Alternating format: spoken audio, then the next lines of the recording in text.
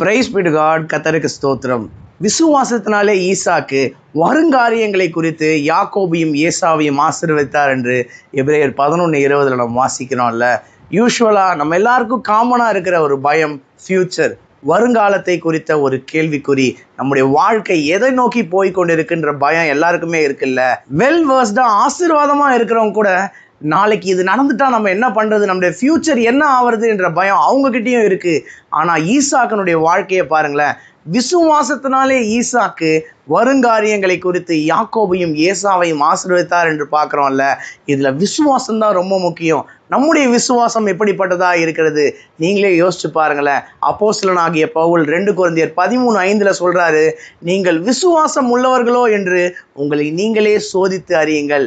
நீதிமொழிகள் 31ஆம் அதிகாரத்தில் நாம் குணசாலியான ஸ்திரீயை குறித்து பார்க்கிறோம். அந்த அதிகாரத்தின் 25ஆம் வசனம் சொல்லுகிறது, அவள் வருங்காலங்களை பற்றியும் மகிழ்கிறாள் என்று வாசிக்கிறோம்ல. நாமும் அந்த குணசாலியான ஸ்திரீயை போல இருக்கிறோமா?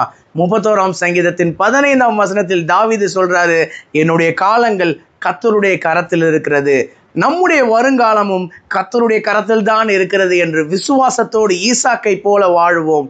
நம்முடைய வருங்காலங்களில் தேவன் நல்ல ஆலோசனைகளை தந்து செம்மையான வழியில் நம்மை நடத்துவார். என்னுடைய வாயின் வார்த்தை, என்னுடைய இருதயத்தின் தியானங்கள் கர்த்தருக்கு முன்பாக பிரதியாக இருக்கட்டும். கர்த்தருக்கு சித்தமான இன்னொரு வீடியோ பதிவில் நாம் சந்திப்போம். God bless you all.